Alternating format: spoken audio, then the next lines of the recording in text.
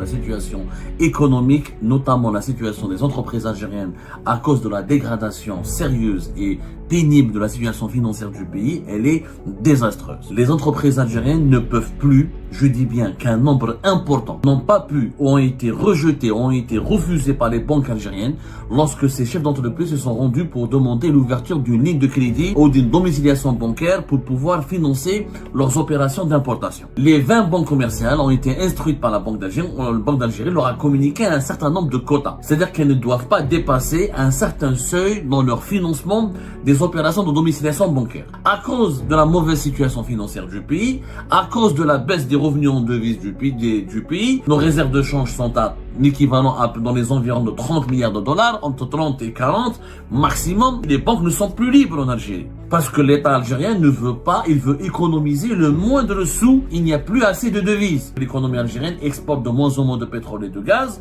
Donc les revenus sont en baisse. Et les prix du pétrole et du gaz sont en baisse. Donc les revenus du devise de l'Algérie, elles sont en baisse. Les exportations hydrocarbures, c'est un mensonge, c'est un mythe. Ça ne ramène pas beaucoup de devises. Même pour des opérations d'importation de 100 000 dollars ou de 100 000 euros ou de 200 000 dollars, c'est des petits montants. Elles sont rejetées et bloquées par les banques algériennes. Nous venons de partager avec vous, nous venons de découvrir, nous venons de confirmer une information importante sur laquelle nous avons enquêté pendant plusieurs jours. Et nous tenons à partager avec vous cette information et nous vous demandons de partager massivement cette émission parce que la situation économique, notamment la situation des entreprises algériennes à cause de la dégradation sérieuse et pénible de la situation financière du pays, elle est désastreuse. Les entreprises algériennes ne peuvent plus, je dis bien qu'un nombre important, et nous avons recueilli plusieurs témoignages, énormément de témoignages pour étayer nos propos et pour étayer nos informations, pour étayer nos affirmations. Plusieurs témoignages ont été recueillis par nos soins. Plusieurs chefs d'entreprise et plusieurs représentants d'entreprises algériennes n'ont pas pu, ont été rejetés, ont été refusés par les banques algériennes lorsque ces chefs d'entreprise se sont rendus pour demander l'ouverture d'une ligne de crédit ou d'une domiciliation bancaire pour pouvoir financer leurs opérations d'importation. De plus en plus de banques algériennes, comme la Trust Bank, des banques étrangères, ou des banques publiques comme la BDL, ou des banques étrangères installées en Algérie à travers des filiales ou des annexes à travers leurs filiales ou à travers leur entité locale, algérienne locale, comme la Trust Bank, comme la Salam Bank, comme la França Bank, mais même des banques publiques comme la BDL, même des grosses banques publiques comme la BNA ou la BEA. Elles refusent, des banques étatiques ou privées ou étrangères installées en Algérie refusent d'ouvrir les lignes de crédit ou les refusent ils n'acceptent pas de domicilier les opérations bancaires pour les financements des opérations d'importation des entreprises algériennes. Qu'est-ce qui se passe? Les banques algériennes ont un quota depuis nous avons pu vérifier cette information depuis le début du troisième semestre de l'année 2025. Les banques en Algérie ont été soumis à une instruction, à un nouveau règlement qui est resté discret. Il faut savoir que nous avons 20 banques commerciales en Algérie et 9 établissements financiers. Mais ce sont essentiellement les banques commerciales qui sont spécialisés qui peuvent gérer ou superviser ou ouvrir des lignes de crédit ou des lettres de crédit pour les domiciliations bancaires pour les opérations bancaires, pour les opérations d'importation. Les 20 banques commerciales ont été instruites par la Banque d'Algérie leur a communiqué un certain nombre de quotas. C'est-à-dire qu'elles ne doivent pas dépasser un certain seuil dans leur financement des opérations de domiciliation bancaire. Chaque banque a un quota qu'elle ne doit pas dépasser. Une fois que le seuil de ce quota est atteint, les entreprises qui procèdent à des demandes ou qui déposent des demandes pour ouvrir des domiciliations bancaires au niveau de ces 20 banques commerciales algériennes, et ben ces entreprises sont rejetées, sont refoulées pour une raison simple. Il n'y a pas d'argent. Il n'y a pas d'argent pour pouvoir financer leurs opérations d'importation. Les banques algériennes n'ont pas le droit d'ouvrir une domiciliation bancaire. Je rappelle qu'une domiciliation bancaire, c'est très simple. C'est quand on choisit une banque pour ouvrir un compte en banque sur lequel on souhaite verser des revenus en dinars. Et ces revenus en dinars vont permettre de financer une opération d'importation. La banque, elle va convertir ces dinars en devises pour pouvoir financer l'opération d'importation demandée par l'entreprise algérienne. Sachant qu'en Algérie, le dinar n'est pas une monnaie convertible et que les entreprises algériennes ne détiennent pas des devises, à part les entreprises qui exportent, et encore c'est des comptes exportateurs, mais pour leurs importations, les entreprises algériennes utilisent des dinars.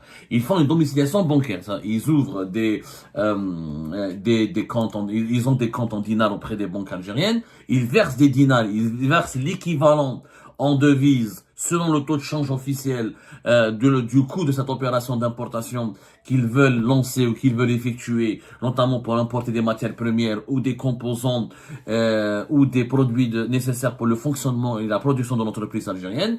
Et la banque, elle va utiliser ces devises qui sont ses propres devises pour financer cette opération d'importation en récupérant les dinars que va lui avancer l'entreprise algérienne. Voilà le schéma classique.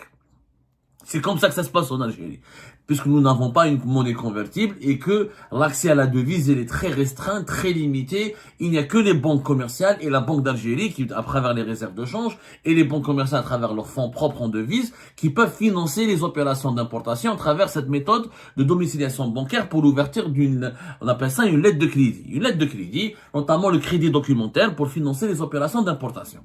À cause de la mauvaise situation financière du pays, à cause de la baisse des revenus en devises du pays, à cause de la baisse significative des réserves de change, ce qui confirme que nos réserves de change ne sont pas à 70, ni à 64, ni à 60 milliards de dollars, comme l'affirme Abdelmajid Tebboune. Nos réserves de change sont à l'équivalent dans les environs de 30 milliards de dollars, entre 30 et 40 maximum, comme on l'a dit depuis l'été 2025.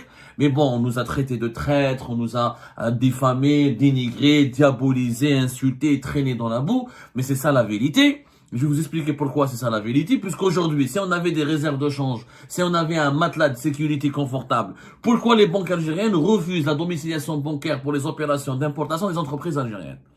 Et elles sont nombreuses, ces entreprises algériennes.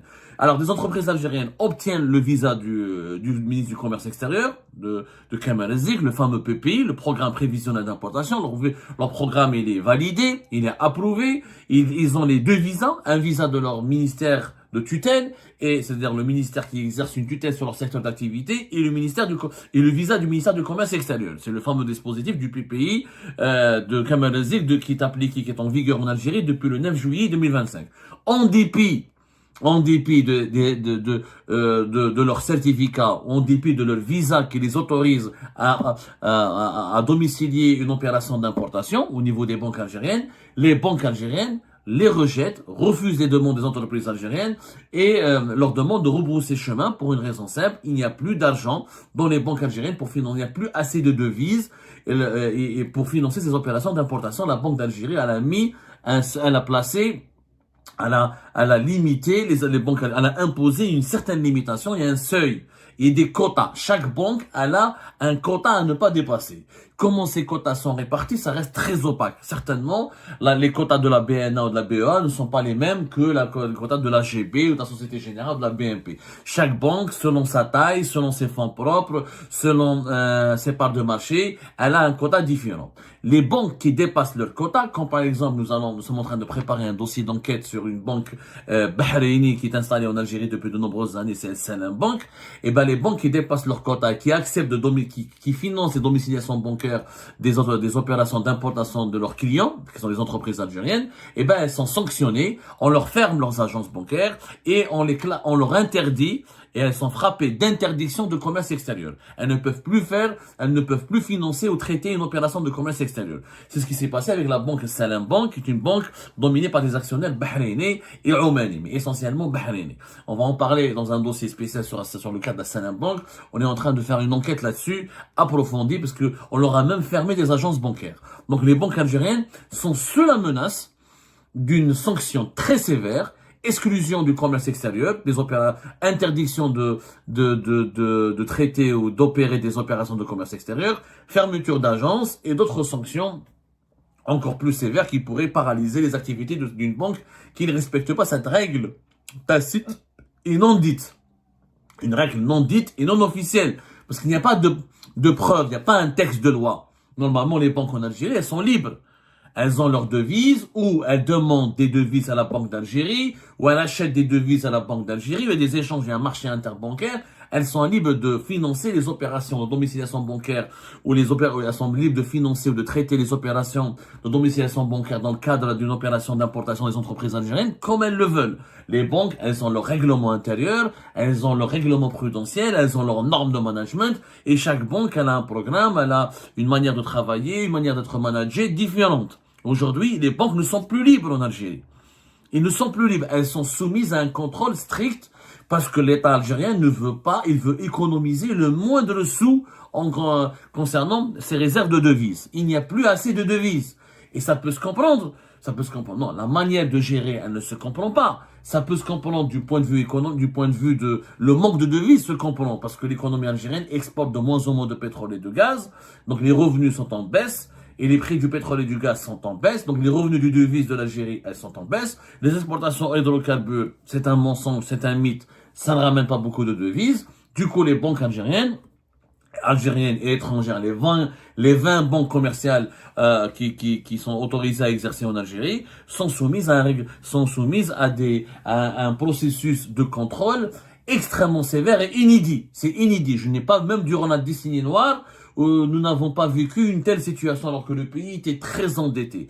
Il y a un contrôle absolutiste et policier même des dépenses de devises des banques algériennes et des opérations et des financements des domiciliations bancaires pour les opérations d'importation. La conséquence, elle est désastreuse pour les entreprises algériennes parce qu'il y a pas une, pas deux, des dizaines d'entreprises algériennes, voire même des centaines maintenant, puisque ça a commencé depuis le début de ce mois de novembre 2025, qui ne pourront pas financer leurs propres opérations d'importation de matières premières. Je ne parle pas, encore une fois, c'est pas des importateurs de produits finis. Ils importent pas des produits finis pour les commercialiser sur le marché algérien. Ça, c'est des entreprises qui font dans la production. C'est des producteurs qui ont besoin d'importer des matières premières, qui ont besoin d'importer des machines et des outils de production, qui ont besoin d'importer des pièces et des composants et des intrants de production pour pouvoir faire fonctionner leurs usines.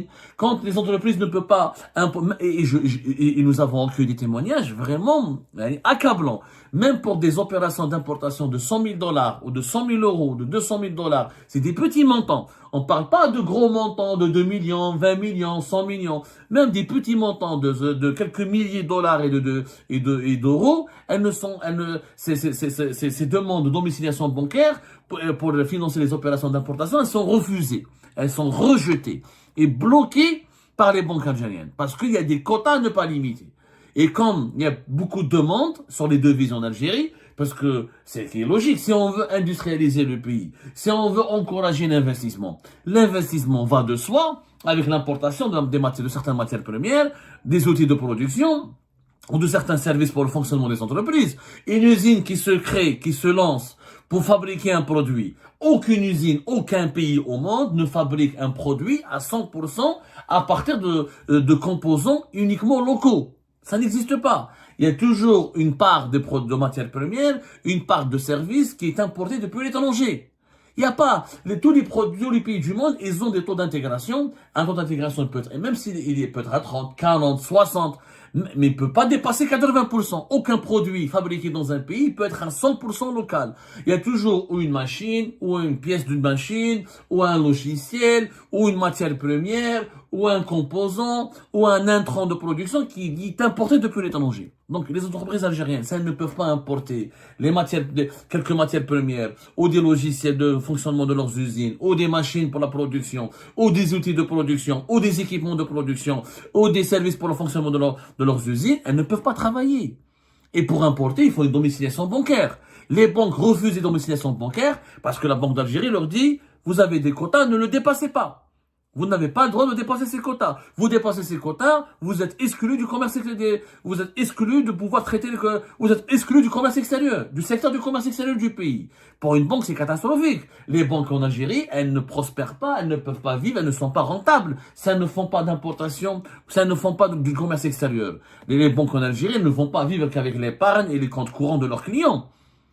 Donc, il y a une situation désastreuse et qu'il y a une explication. Les chiffres sont là, on en a parlé, il y a des prévisions qui ont été confirmées par le Fonds monétaire international. La manière, c'est l'économie algérienne, elle fonctionne comme elle fonctionne aujourd'hui, à savoir pas d'exportation en hydrocarbures importante, pas de diversification des recettes de devises du pays, pas une industrialisation accélérée du pays, pas une amélioration notable de la production nationale. Nos réserves de change vont baisser à moins de 14 milliards de dollars en 2030. Ce qui est une catastrophe. Aujourd'hui, encore une fois, nous n'avons pas 70 milliards de dollars comme le dit Tebboune. C'est complètement faux. Nous avons maximum entre 35 et 40 milliards de dollars. Ils sont à moins de 40 milliards de dollars les réserves de change. En réalité, ils vont être à moins de 30 milliards de dollars. On a un stock en or et on fera une émission importante. 40% de nos réserves de change aujourd'hui, c'est du stock en or. Sauf c'est de l'or. C'est pas des liquidités en devises. Donc les liquidités en devises, elles sont inférieures à 40 milliards de dollars. Et ça, c'est inquiétant pour l'Algérie. Ça veut dire que nous avons un niveau de réserve de change qui est en chute libre. Ce qui peut se comprendre. Pour avoir des réserves de change, comme à l'époque de Bouteflika, de 200 milliards de dollars entre 2011 et 2012, ou là plus de 100 milliards de dollars jusqu'à 2014-2015, il faut avoir des exportations importantes, il faut avoir un prix du pétrole et du gaz qui est élevé, il faut avoir un outil de production important. L'Algérie qui a, depuis 2019, n'a pas investi énormément dans le secteur du pétrole et du gaz, on n'a pas renouvelé nos réserves, on n'a pas renforcé notre capacité de production. L'ancien PDG de Sonatrach, Toufiq Hakkar, il avait manipulé Tebboune de 2020 à 2023, il n'y a pas eu d'investissement. La nouvelle administration de Sonatrach de 2023 à 2025, elle a essayé de faire de son mieux. Il n'y a pas eu d'investisseurs étrangers qui sont venus. Il n'y a pas eu de, mis à part, on a gardé que INI et les Chinois, et ce sont d'anciens projets qui ont été actualisés. Quand on lance pas la production au niveau de nouveaux gisements de gaz et de pétrole, on a le même outil de production avec les mêmes capacités d'exportation et les revenus baissent puisque le volume des exportations baisse. Les réserves de pétrole et de gaz ne sont pas renouvelées. Le pétrole et le gaz ne sont pas des énergies renouvelables. La production, elle baisse. Les réserves baissent. Et les prix sur les marchés mondiaux, ils baissent. Donc la conjugaison de tous ces éléments donne dessine une situation désastreuse pour l'Algérie puisque les revenus en devises sont en train de baisser. Et par exemple, les chiffres du premier, on a eu accès à des chiffres du premier trimestre 2025, par exemple. On parle d'une baisse de 7,4% pour les exportations de l'Algérie par rapport au premier trimestre de l'année 2024. Et alors que les importations ont diminué de 2,8%, ce qui n'est pas beaucoup, mais les recettes tirées des exportations ont baissé de 7,4%. Déjà, il y avait une baisse importante en 2024 par rapport à 2023. Le volume des exportations a baissé, même le volume a baissé de plus de 1,2%. Donc, il y a des baisses importantes. Nos exportations baissent en termes de volume et en termes de recettes. Donc, c'est quand même catastrophique. La baisse totale, elle est estimée à 8,5%. Hydrocarbures et hors hydrocarbures. C'est pas beaucoup. C'est pas beaucoup. C'est-à-dire que l'année 2025, l'Algérie va se dire, déjà en 2024, on a exporté à peine pour 45 milliards de dollars. Entre 45 et 47 milliards de dollars. L'année 2025, on aura à peine, on aura un bilan d'à peine 40. Si on a atteint 40 milliards de dollars de recettes au niveau de nos exportations, ce serait déjà un miracle. Ce qui est très peu pour un pays de presque 50 millions d'habitants, des exportations de 40 milliards de dollars, c'est très peu. Tous les autres revenus que nous avons en Algérie, c'est du dinar. C'est du commerce local, c'est des productions locales, c'est de la consommation locale. Or, on consomme et on produit en dinar. Le dinar ne vaut rien. C'est pas avec le dinar que tu vas acheter les matières premières agricoles, c'est pas avec le dinar que tu vas acheter les armes pour la sécurité nationale, c'est pas avec le dinar que tu vas pouvoir financer l'industrialisation du pays, ce n'est pas avec le dinar que tu pourras lancer des grands projets d'infrastructure du pays, parce que tu as besoin toujours de payer des partenaires étrangers ou de payer des services importés depuis l'étranger ou des équipements importés depuis l'étranger. Donc tout ce que nous gagnons en devises, il est en chute libre. Maintenant, Ce n'est pas en bloquant les entreprises algériennes, ce n'est pas en verrouillant l'accès aux domiciliations bancaires pour les opérations d'importation pour les producteurs algériens qu'on va résoudre le problème.